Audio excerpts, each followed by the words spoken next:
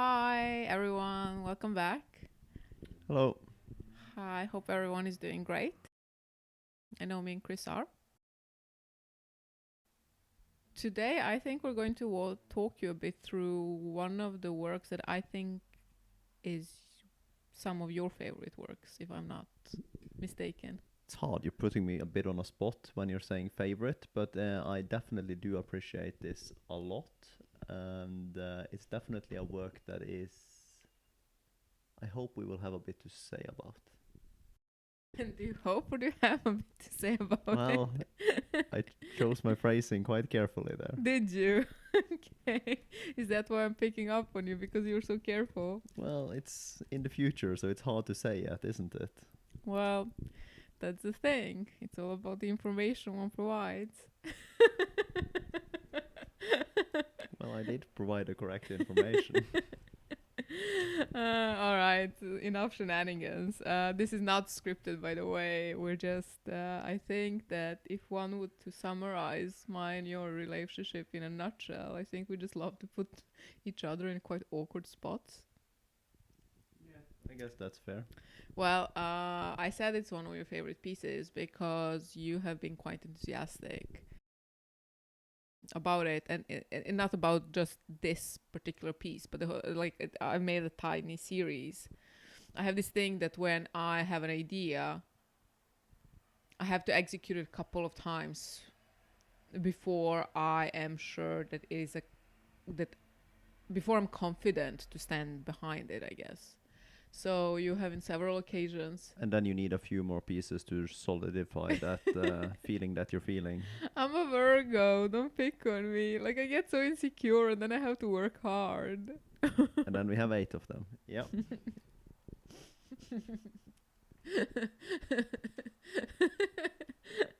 I'm sorry, I was about to say, like, luckily for us, none of us want children.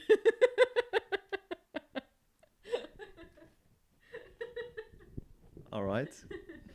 I'm sorry, I'm in a bit of in a goofy mood today. But as with everything,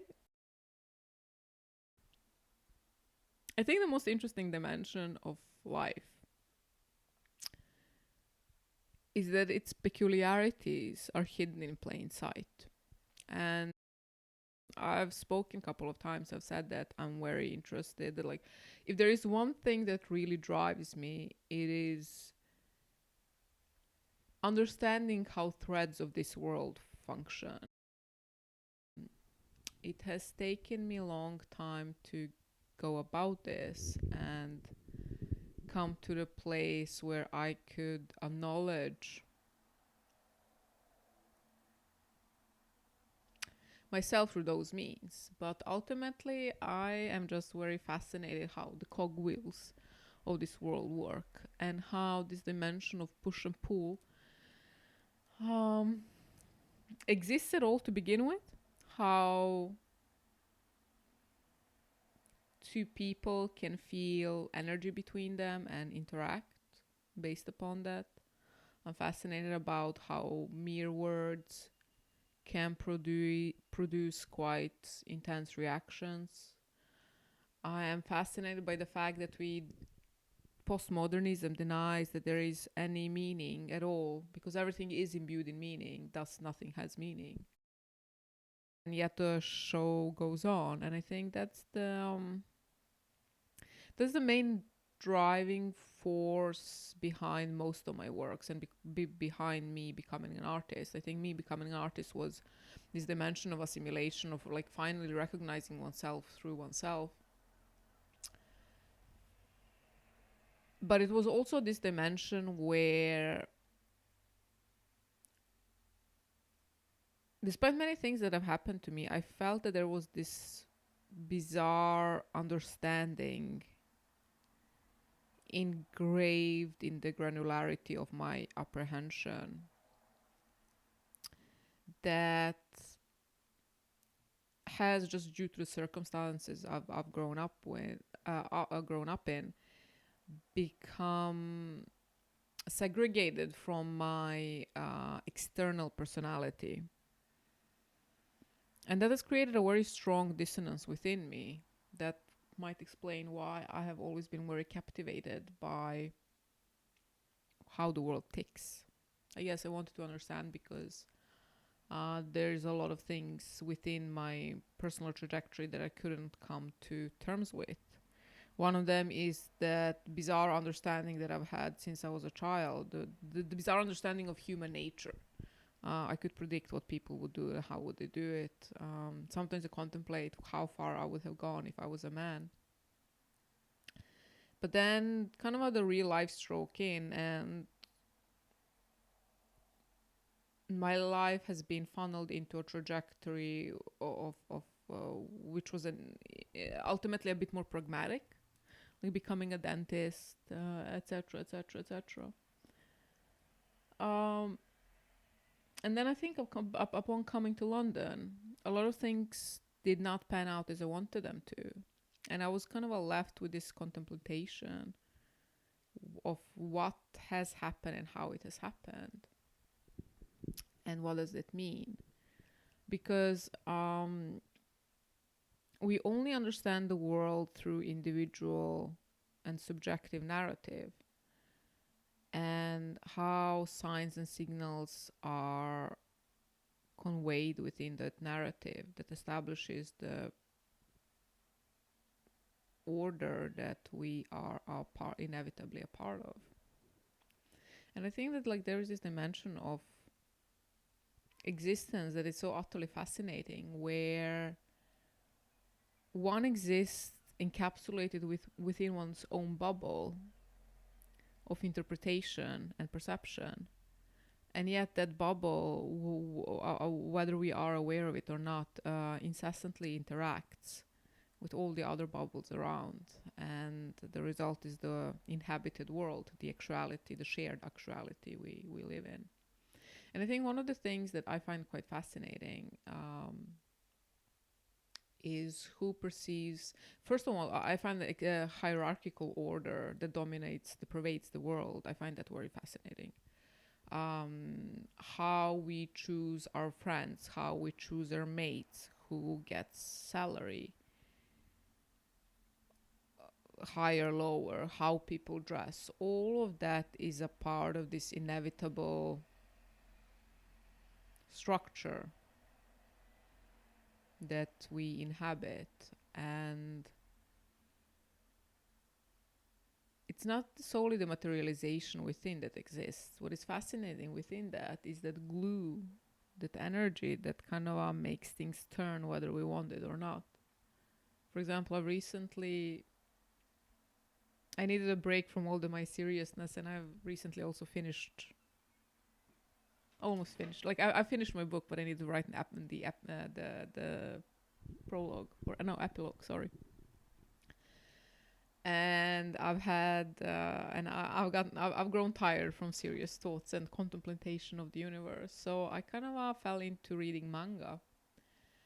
And what I find very fascinating about it is that the dimension of falling into something, that energy that kind of suddenly is established between me, the medium I read, the media that acts as a conductor, so pad, phone, computer, whichever you want to choose, and then that energy bubble that kind of is established between a non-living narrative, like narrative that is inscribed by a human being, and then with somebody who perceives it. So kind of just this whole dimension that you can fall into something and forget time and space is just one of those peculiarities of human existence that it's not that it is happening, but it is that it is happening at all, in a sense. The fact that we can fall into things, that we're drawn into things, that defines how we categorize our priorities, our time, our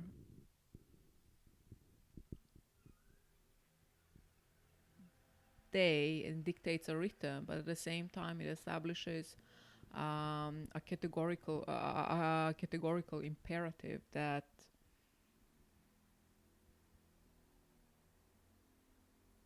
makes up for the inhabited world.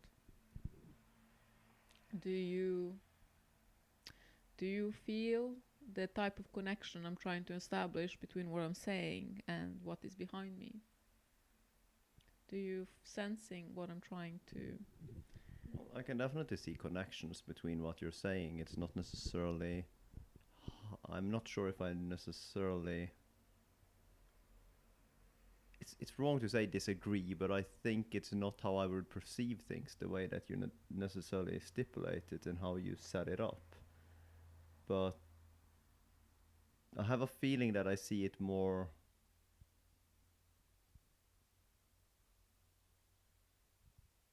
Yeah, In which way? directly. What does that mean? It means that I don't think it's a mystery to me that these sort of things that you fall into and that you have.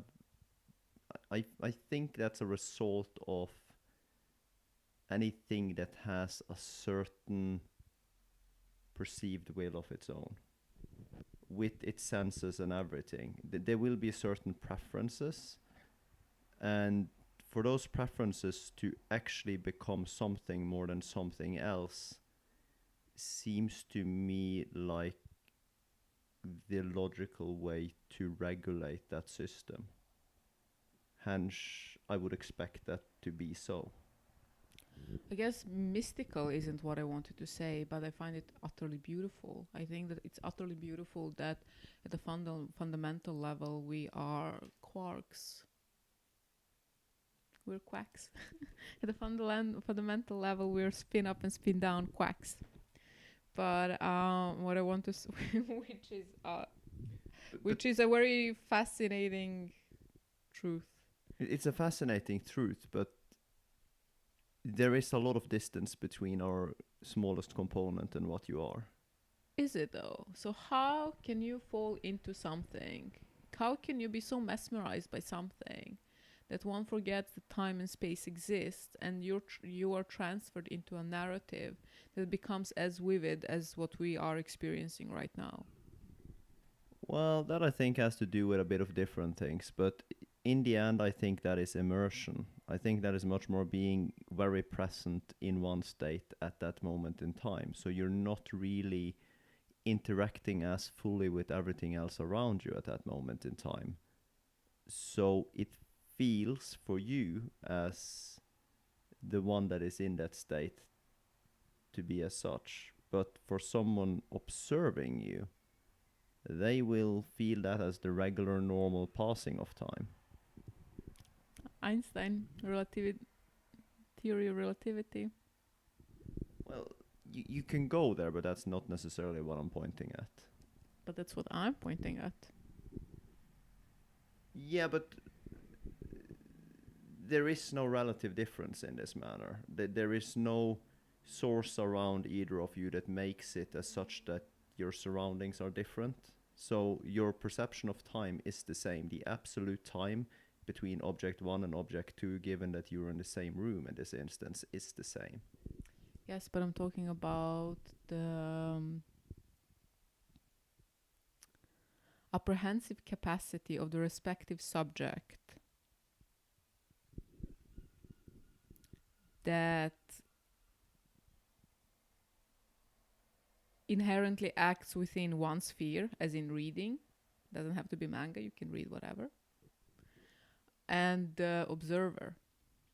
Although they are aware of the same scenery, their apprehension of their own existence and their own coordinates is inherently quite different. Yes, but I would call that an emergent phenomena of the internal state of the different beings, not an absolute state. Yes, but nobody said it is absolute. What I'm speaking about is how the evolutionary development has structured our experiences in such a way that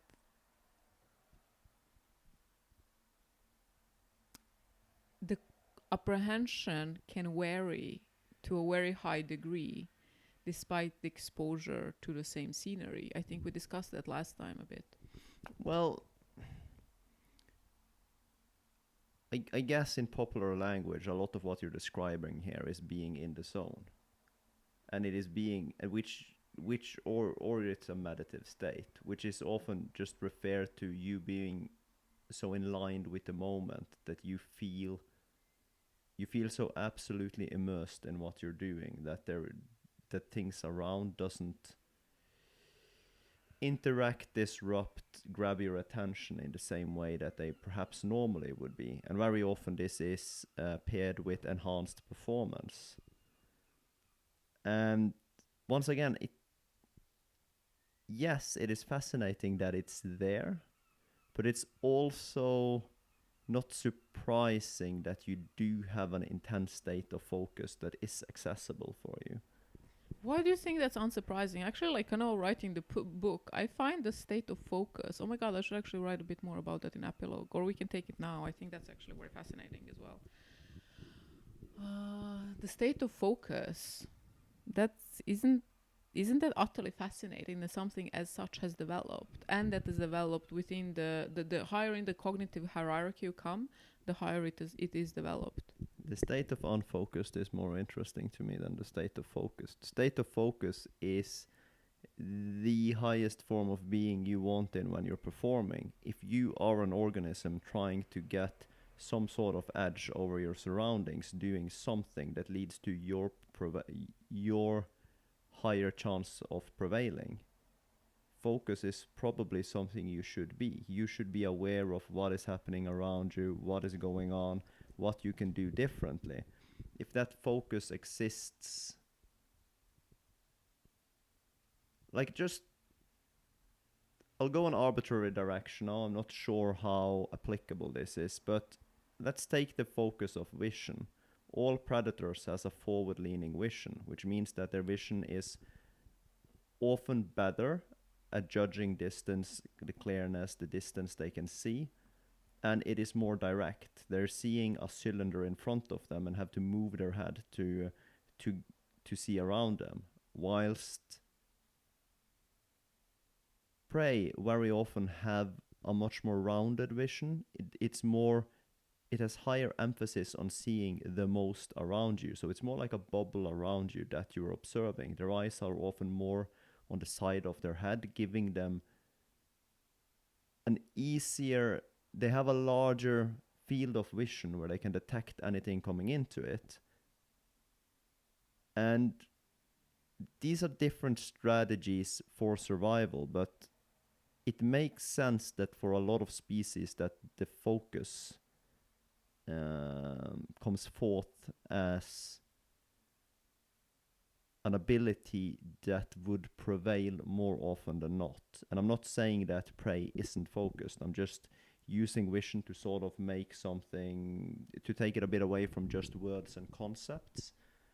But it's the same with prey. If an antelope is just grassing and he is fully immersed in the experience of grassing, then he's neglecting all of the threats that might be around him. So he's probably more focused on the area around him and spend a lot more time in scanning the area around him than necessarily enjoying the fresh, beautiful grass underneath him. And I think that makes sense to develop. But why? I have two questions. The first one is how. But why are you then mesmerized more with the state of unfocused than with focus? Well, when you're unfocused, you're obviously not obviously, but it seems that you're in some state of maybe recouping, like you're saving your energy. Like, being focused demands more energy than being unfocused. So being focused all the time and on everything you're doing would probably demand a higher caloric usage throughout the day than not, because you are actively being engaged with everything you're doing. However, being focused, of course, this comes down to the selection to what you're focused on, but given you're focused on the correct things, I would bet that there's a much higher probability for that organism prevailing compared to, let's say you have let's say you have an animal that their skill is being unfocused. It's highly unlikely that they would prevail for too long. here's the funny question. This is like what I kind of delve a bit in the book. And that is the fact that something as focus exists and has developed throughout the evolutionary process. And it seems that those, so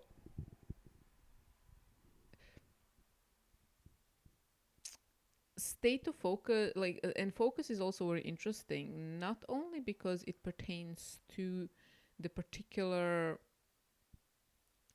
dimension that define the task at hand, but also within the context of it involving another parameter that is external. But what is interesting to me is that if you think about how our brain functions, how if you kind of close your eyes for a second and kind of experience how it is to have thoughts, and how it is to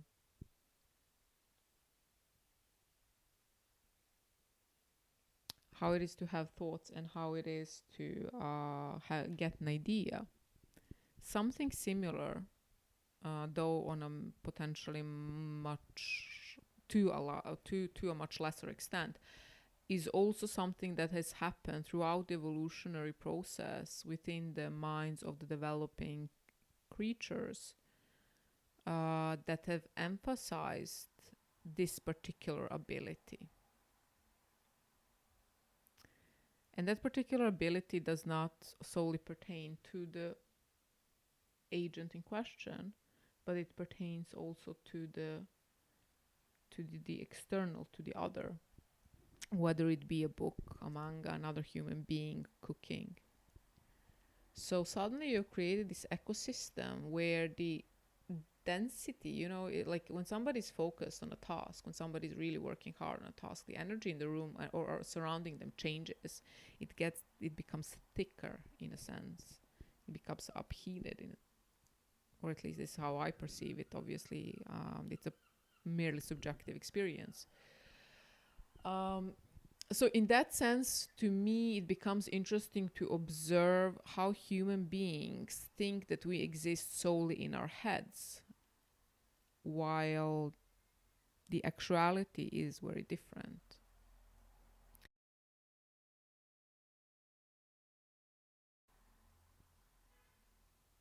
Yes. Yes, and how do you bring that further into the context of what we're speaking of? Yeah, I will let people who are watching this to decipher how does that pertain to what is behind me. But we can start speaking a bit about the series. So let's start with the main narrative. This is it's easily describable piece. It's still intriguing to see where you will start to describe it. Well, I will start to describe it with the fact that we have blue and that we have red and that we have an unconscious agent and that we have the external, so the other, the blank canvas. And within such, I have moved and created something that is already readily categorized by the onlooker. You recognize the blue as letters, and you can even say that it's a background.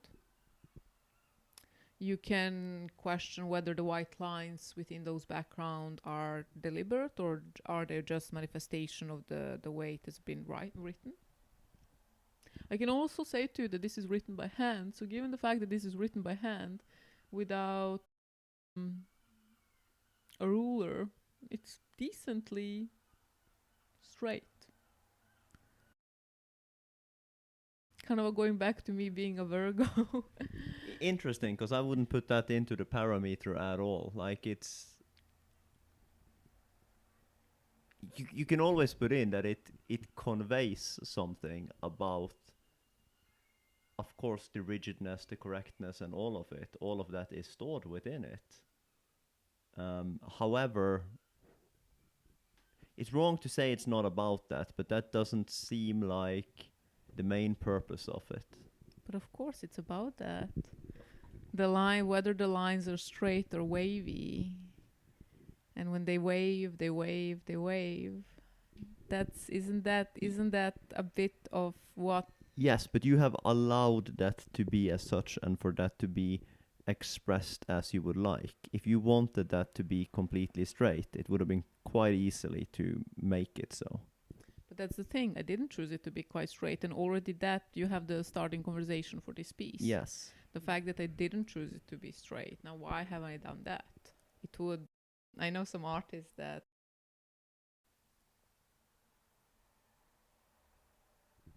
would definitely enjoy this work if it was straight.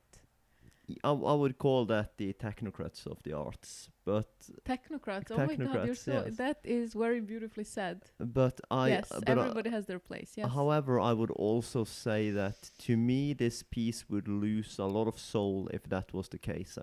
I don't think it would be as enjoyable. So you think this piece has a soul? Don't you think everything has a soul? Are you a panpsychist? No. You are partial. I'm not. You're closer than I am, but that's a dangerous category because it's such a loaded concept with so many stigmas around it. No, but actually it pertains very well to this work. Better than you know, I think more than you can conceive of. But I'm not a panpsychist. I don't think that. I think there are dimensions of panpsychism that I definitely agree upon, and then there are dimensions where I find things less palatable.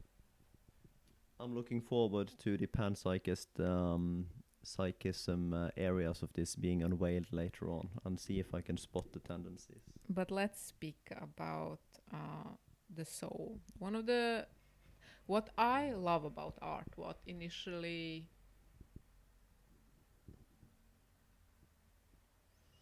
art is very fascinating, or at least the way I'm doing art is very fascinating to me.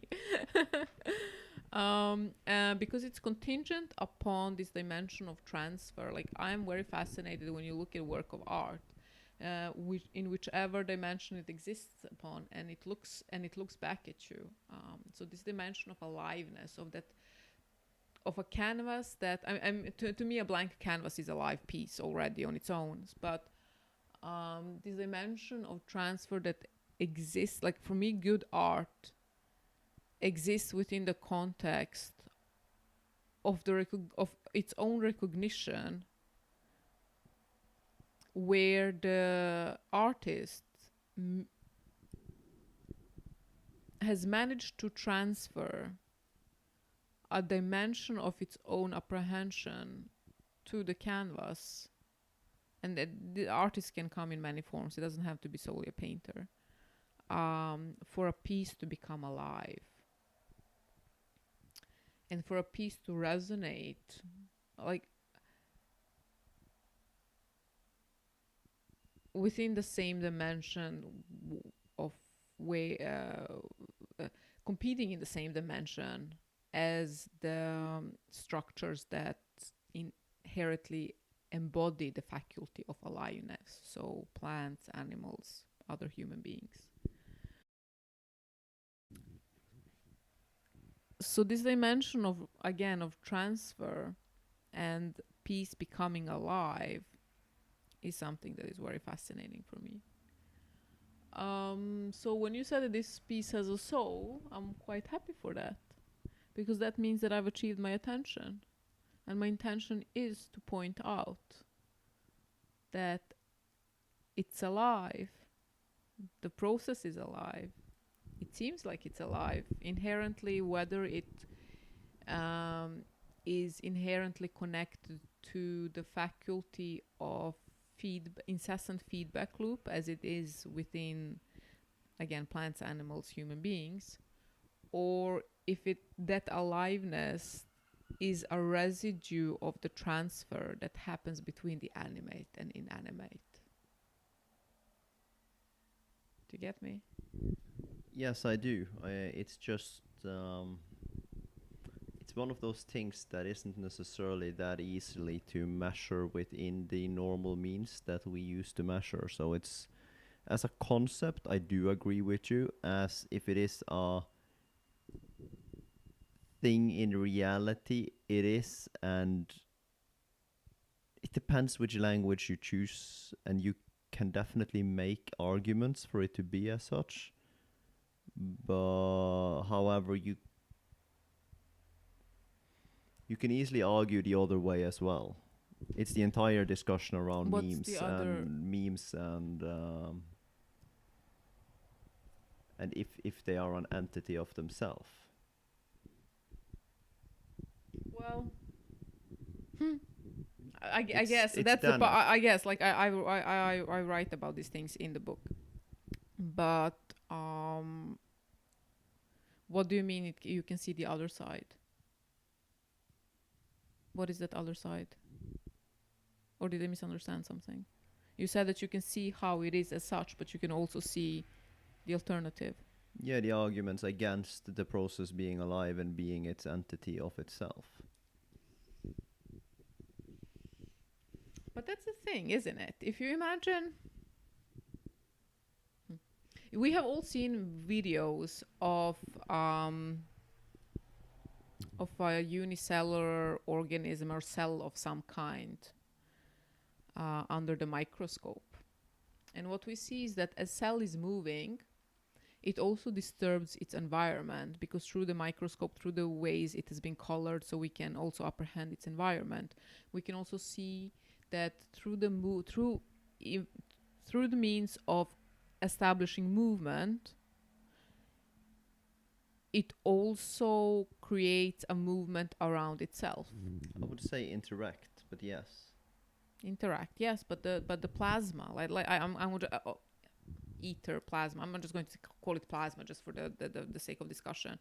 So, but the external external part that is outside the environment is also impacted by that movement. Yeah, but and it's a bit like if you take a finger into water and you start spinning.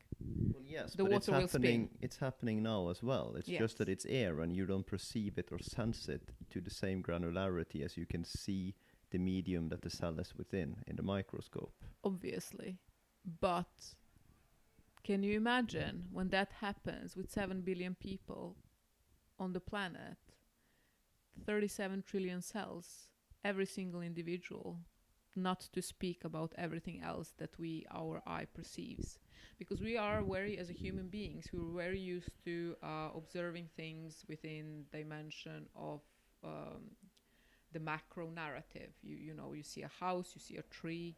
Those are macro entities. Those are macro structures that are easily conceivable of and apprehended within this actuality. But what we don't think is that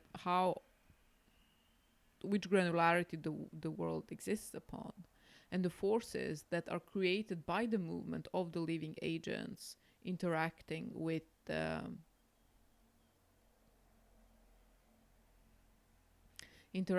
its own environment. It's I agree with all of this. It's just that I'm a bit undecided about my position on it. so as such, the movement becomes also a process that is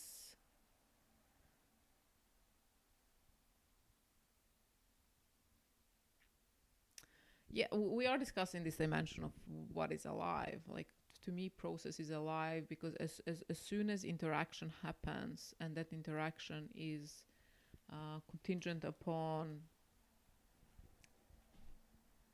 the internal and the external, and with added multiplicity,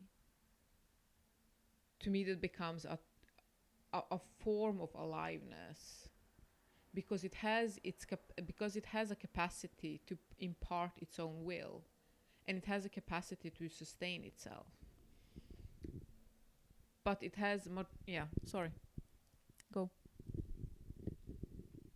Well, I'm thinking, yeah, all of the things you're saying is true, but it's not necessarily an attribution that is done by that as an entity.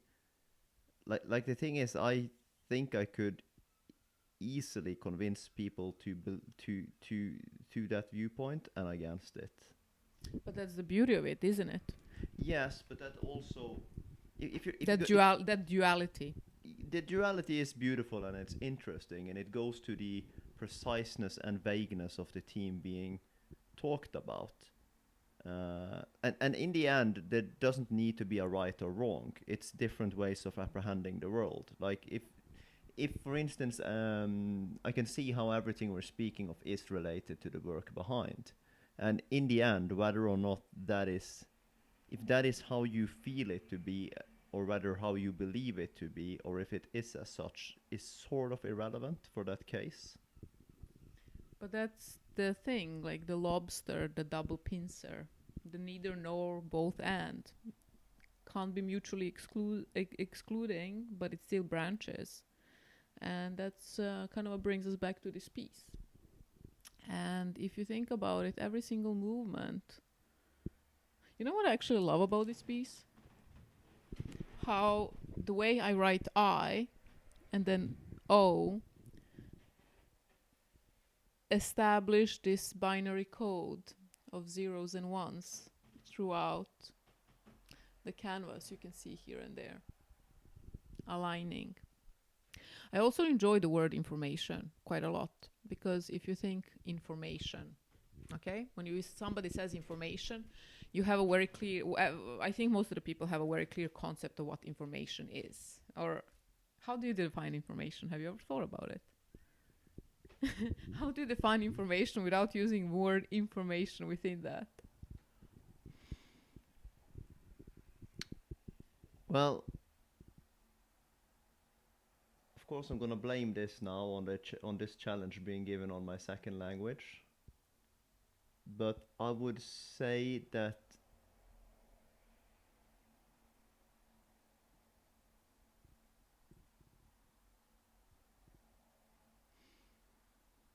I really do struggle to make it out without, but I definitely feel that I can define the word, and I don't see that you need to use it, but I can't quite find my vocabulary right now. But that's the thing, neither can I, and I'm dealing with this a lot. Like, how do you define information without? How do you define information with everybody? Google the definition of. No, I have actually not Googled that, because it's such an interesting, like, that's a very valid point. I was thinking about it, saying, like, I'm very sad that I don't have the phone next to me now, because I would have done that. But if you kind of look at the word itself, you have information, okay? And then you have, if you start bracketing the word, you have in, formation, and then you can bracket it as information, like as in information. Yes.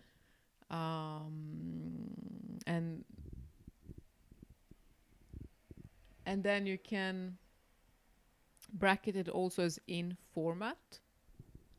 So the word information per se seems to point towards something that has been funneled in a structure that connects and establishes connection between different dimensions of the experiential realm. Jesus, I'm good. And if this is not the definition of information, I think it should be. I'm not sure if Christian agrees here, but I'm allowed to brag. I'm gonna say that it can.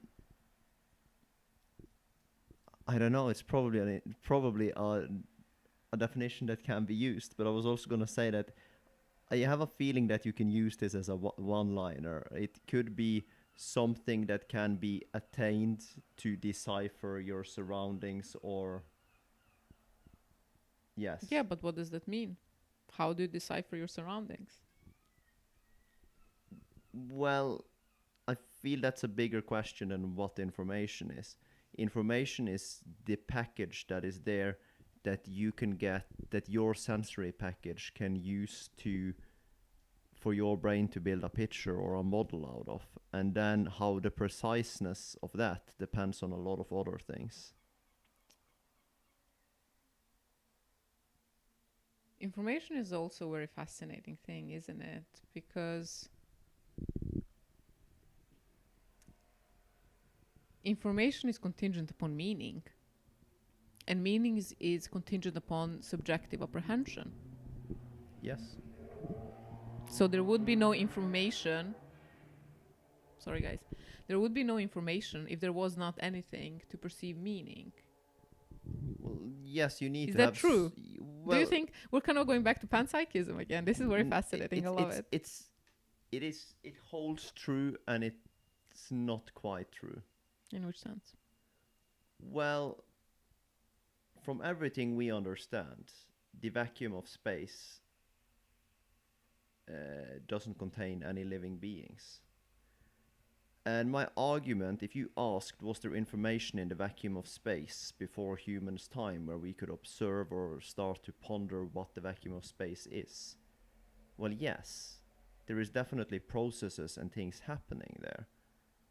But so in that manner, but then again, it depends on what you're putting down as your observer. And as long as you have something, then there is some form of interaction happening. So if the observer is a human, or the observer is a photon, or it's an quark, it doesn't really matter. As long as there's interaction, there is information. Does that mean that the process is inherently alive? Because if the process at the fundamental level has a capacity to impart meaning in the context of processing information to the respective level, does it mean that the process is alive? To me, you're asking a definitional question now. It just depends on what you define alive as. I don't think I can agree with the definition where it is alive, and I could also, the day after, argue it from another side where, because it just depends on which state you're looking at. If I look at it from a human perspective, I tend to lean towards it having similarities with aliveness, but probably not. But if I look at it as a concept in physics, or just as a concept on its own, not based on what is the normative definitions of aliveness, then I can, yes, there is a lot of similarities within information. But that's the thing. If there is already something at a fundamental level that can process information, that means that that information is contingent upon conceptualization of meaning, and that meaning is again respective to the capacity of the faculty that discerns such. So it's neither. I don't think that the system exists within the state where it's neither nor, or that you can argue from one point to another. I don't think that's a good way of thinking, to be honest. I understand why it exists, because wait a second, let me finish. I understand why it exists, and I don't disagree necessarily with you that in a human everyday language that is it's an understandable choice of vantage point. However, what we have as however, that also pertains to something much more interesting to me, I think, and that is the fact that the human species has for a very long time looked upon itself as the sole carrier of the capacity to differentiate meaning. And I think that's obviously that's a very residual mindset lingering. While what I'm propagating for is not whether things exist as neither nor. I don't think things exist as binaries. There is no red pill and blue pill. The universe exists as states in between. So, and the things can only exist respective to level. So, to a level. So, for example, to our human apprehension, the way quarks deal with informational processing is a process that we would not attribute the faculty of life to. However, if we look at it from the dimension where information is being processed and as such developed within a certain dimension and led to certain outcomes, then there is a faculty there that kind of becomes amplified throughout the process of development and then subsequent evolution, culminating in the human species. And I think that's very fascinating to me, just from the vantage point of looking at how we have developed from quarks that I mean, quarks, Jesus Christ, I don't know why I've glued myself to quarks today. There are many more fundamental particles than solely quarks, so I'm sorry for that, but and fundamental forces as well. But I find it very fascinating that we have developed from that to contemplate on what we're going to wear on a Saturday night, or what type of wine do we like to drink. Like, that is a very interesting development to me. Yes, it is. And I might have picked a bit of a poorly description when I said that you could argue, because it's not for the sake of argue that I say it. It is more to show the vagueness within the topic, that it is highly dependent